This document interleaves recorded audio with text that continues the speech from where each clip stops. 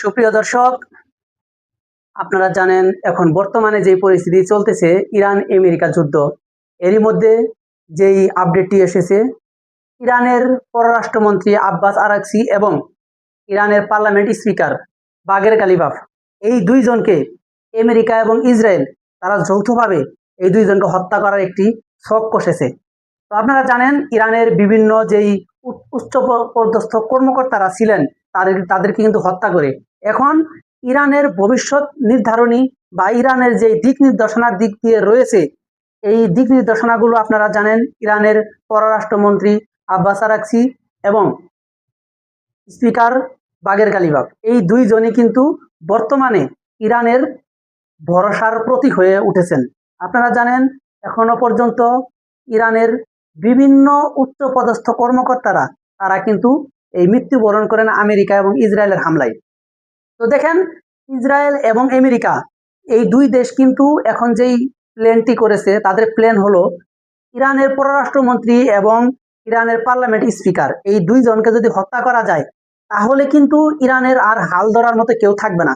এটা কিন্তু আমেরিকা এবং ইসরায়েলের যেই ধারণাটা, তারা মনে প্রাণে বিশ্বাস করেন যে এই দুই নেতাকে যদি হত্যা করা যায়, তাহলে তাদের ভিতরে একটি ফাটল ধরে যাবে এবং তারা নেতা খুঁজে পাবেন না বা দিক নির্দেশনা দেওয়ার মতো তাদের কোনো আর অবশিষ্ট নেতাই থাকবেন না।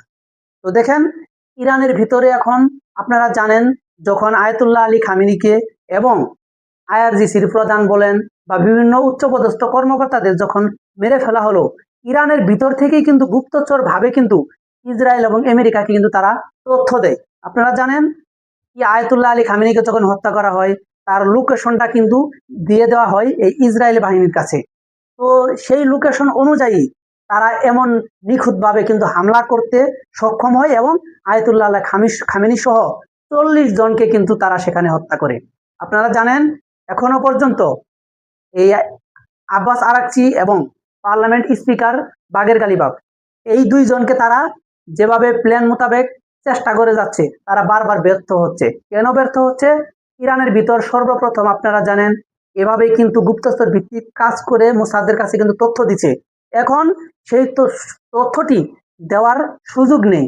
তারা এখন সচেতন, ইরানের বাহিনী সচেতন, ইরানের শাসন ব্যবস্থা অত্যন্ত নিখুঁতভাবে কাজ করে যাচ্ছে যে তাদের ভিতর থেকে কোন কোন ব্যক্তি ইসরায়েলের মোসাদের কাছে তথ্য পৌঁছে দেয়। তারা কিন্তু আপনারা জানেন ইতিমধ্যে বিভিন্ন ব্যক্তিকে তারা কিন্তু আটক করেছে। তো এক পর্যায়ে তারা কিন্তু স্বীকারোক্তি দিয়েছে যে কিভাবে এই মোসাদের কাছে তারা তথ্য দেয়।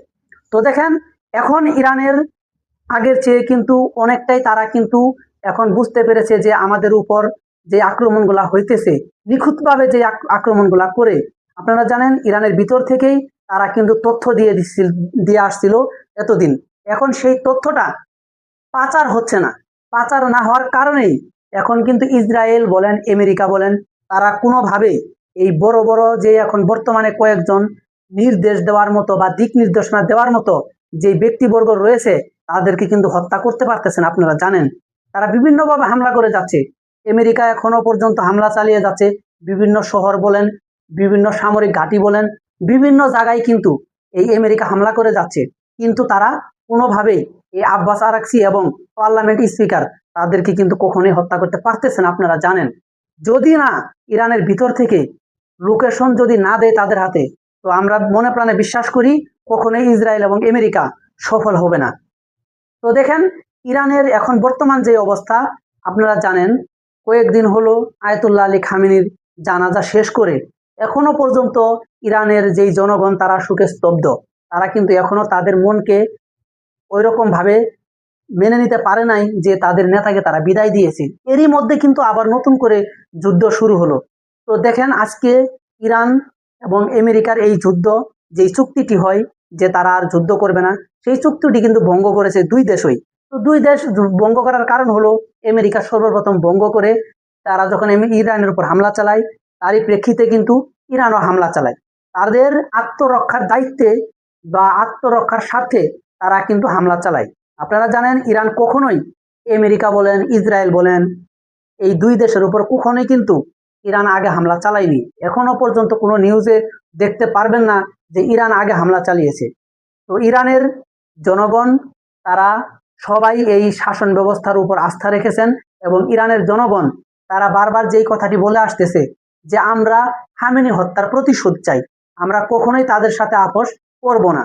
এই যে যে জনগণের যে একটা মনোবল, তাদের মনোবল দৃঢ় রয়েছে এবং তারা আশা করে তাদের জনগণ একসাথে থেকে তাদের শাসন ব্যবস্থাকে আরো উন্নতি করবে এবং তাদের যেই মিসাইল ভান্ডারগুলো রয়েছে, মিসাইল ঘাঁটি বলেন বা ড্রোন ব্যবস্থা রয়েছেন, তারা আরো এদিকে অগ্রসর হতে চাচ্ছে যাতে করে তারা শত্রু পক্ষকে কঠোর জবাব দিতে পারে। তো আজকে এ পর্যন্তই। সবাই সুস্থ থাকবেন, ভালো থাকবেন। যদি আমার ভিডিওটি ভালো লেগে থাকে অবশ্যই আমার চ্যানেলটি সাবস্ক্রাইব করবেন। আল্লাহ হাফেজ।